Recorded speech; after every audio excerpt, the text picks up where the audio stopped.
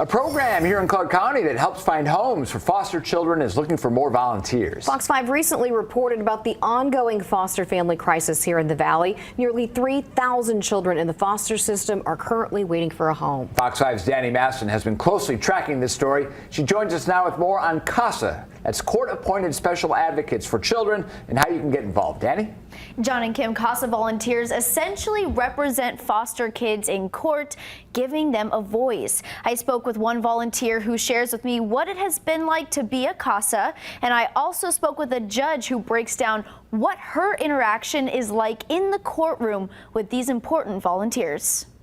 For 3 years, CASA volunteer Keith Fiandra has been advocating for 4 foster kids ranging from the ages of 14, 9, 7, and 3. They were a little bit quiet and reserved, but then they started seeing me, and even by like the second visit, they started giving me hugs. They were calling me Mr. Keith. Becoming a CASA volunteer was a way for Fiandra to give back to the community by making sure those 4 foster kids feel safe in their home and are heard in court. We're trying to see things that the professional workers may not see.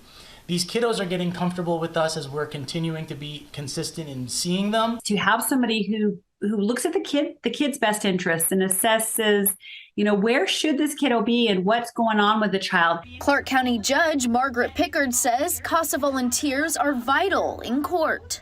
The courtroom's a big place for a little kid to have a voice. When those CASAs come into the courtroom, they know those kids better than anybody else.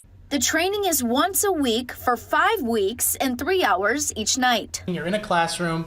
The instructors are always great. They're involved in the program. They give you more insight on what to do with the training, just step by step. Fiandra says the courtroom might seem intimidating to some, but reassures it can be very rewarding. Sometimes the judge will just say straight up, I want to hear from the CASA. What does the CASA think?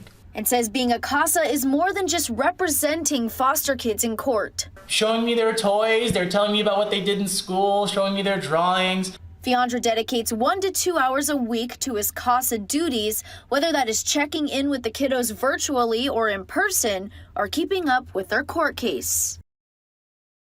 The CASA program currently has 400 volunteers representing about 600 foster children, and over 2,000 are still in need of a CASA. Back to you. And as you said, not a whole lot of time commitment there in this great program. Danny, thank you.